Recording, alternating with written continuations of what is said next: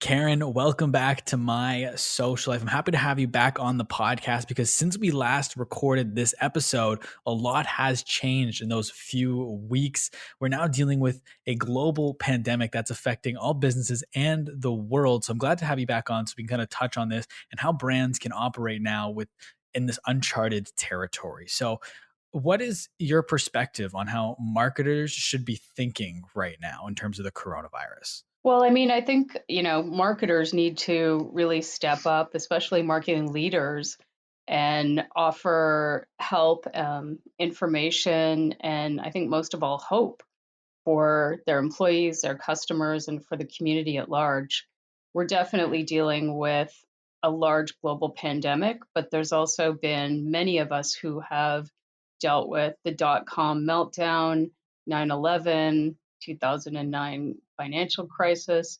We will get through this, and on the other side of this, there will be a different business climate. I think this is a time to really connect with your employees and your customers and really lead. I think there's some things right now that businesses could do. So I think, for example, if you're a small business and you don't have your business completely online, or there are parts of it that you could be getting online, work to do that now. There are tools like TrueFan. I know you're familiar with that, that are helping SMBs to connect with their most engaged customers and really understand sort of the metrics around their business.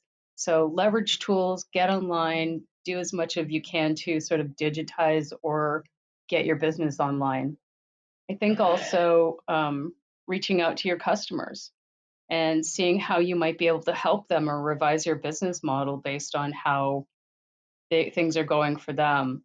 There's a lot of businesses we see right now that are either completely closing up or reimagining themselves. And at the other side of this, we know that some of the best businesses and best business ideas are born out of just new kind of unimagined needs. And when it comes to communicating with your consumers, with your customers, especially in a social media perspective, and I know you touched on earlier providing information and value and stuff like that. How delicate is that balance for brands to not be overly involved with the coronavirus in terms of their online communications? Like I'm thinking of like inserting themselves into the conversation when they don't need to be. So like how delicate is that balance of course you want to make sure your customers are okay and you want to provide value to them, but you don't want to look like you're taking advantage of this situation. Yeah, I agree. I mean, I think there's sort of a question amongst the marketing community. Do we still keep marketing as usual? And I think that's, the answer is always it depends. I think the message needs to change and the message needs to be very much aligned with what your customers need and what they're going through right now. At the same time, businesses and needs still go on. So for the short term, I see that most marketers are still doing some form of marketing, although the way they're landing it and the messaging may have changed dramatically. Um, I was just going to say that I know that also many small businesses are also just going old school. They're emailing customers, picking up the phone and calling them, and really becoming more human at the same time as becoming more digitized. What are some examples of brands you're seeing that are responding to this in a really good way? Like if someone's listening to this, they're not sure how they should operate with their business or the brand that they work for, like what are some examples you can point to that look at what these guys are doing because they're handling this situation really well? Well, I think, for example, LVMH basically like creating hand sanitizer from their perfume business, or Christian Siriano the other day putting his hand up to the state of New York, Andrew Cuomo, and saying, I've got seamstresses at the ready who will help to sew masks and gowns. That's the kind of thing that we need right now. Seattle restaurant that I read about closed their location and opened up three different new businesses. A drive-through sort of kiosky thing. Some delivery of food and some other businesses. They're reimagining themselves, and I think the way that you would then market either those new services or just stay, if you're a business that literally has to completely shut down, eventually consumers are going to need what you have. I think that that's a thing that's really hard to continue to remember. On the other side of this, people are still going to need their hair cut. They're still going to need their houses cleaned. They're still going to need, beauty services. If you've had to shut down, just stay top of mind with your customers and be of service where you can, because on the other side of this, when everyone does return to work, they're still going to need what you have. And on the other side of this, how do you think consumer behavior is gonna change moving forward? Like, what are some industries you think that are gonna be affected not only now, but after the fact because of a change in the way consumers behave as a result of the coronavirus? Well, I mean, I think retail is a great example. Retail is primarily still mostly in real life, right? People walk into store locations for the most part.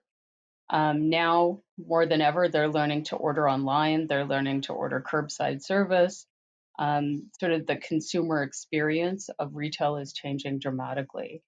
And I think that that will have an effect on consumers long after this is over.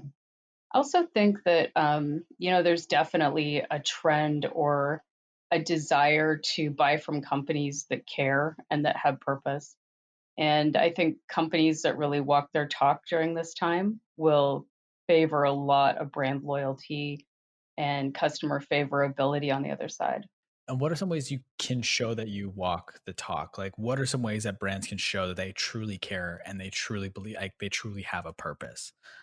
I think putting people before profits. So, thinking of your customers and your employees first, and short term not being focused on profit.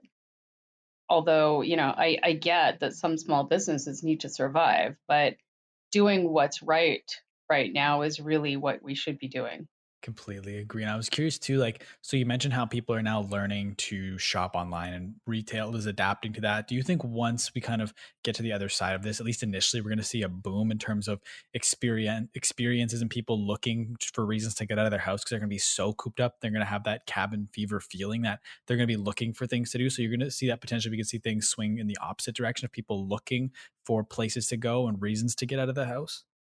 Yeah, possibly. I mean, sure. I think short term, after, everyone is sort of not self isolating anymore, going to want to go out. But I think also there's going to be changes to people are spending more time with their family now. They're having more me time. They're learning to work virtually. So I think even the experience of the workplace is going to change.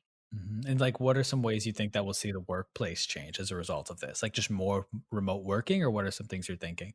Yeah, I think there's a lot of people who never thought that they could or would work remotely that are now, experiencing that and enjoying it, or just making it adapt. And I think that, they're going to learn what they like and don't like about the office workplace and about working virtually. And again, I think that will just change the dynamic of work structure and organizations. Are there any companies you think that are going to come out the other side of this more, for lack of a better word, more prominent? Like we're seeing a rise right now, of course, in Zoom, and obviously with no sports and everyone being home, esports is going to take a huge, significant boost from this. Is there any other industries or companies you're seeing that, not because they're capitalizing on it, but just because of what they offer, are going to come out more, again, prominent after this is all done? I mean, think it's still yet to be seen. I think some of the fashion houses are going to really step up and help with some of the short term needs that are going to be around the coronavirus. I mean, the medical community is rallying together. It'll be very interesting to see what happens on the other side of this. It definitely will. And is there anything else that you'd like me to bring up here before we kind of log off? I think just, take this time to spend time with people you care about, your family, your friends, if that's virtual or if you are isolating with them. Take time to work on your business. How many times do we say we want to work on our business, but we don't really have time to do that? So start planning for the post coronavirus time period, while you have the time to actually do that and enjoy that time. 100%, Karen. I want to thank you for taking the extra time here to come back on the podcast to share your thoughts around how the coronavirus is impacting businesses, brands, and marketing. I want to thank you once again, and I want to thank everybody for listening to this podcast. We'll talk soon.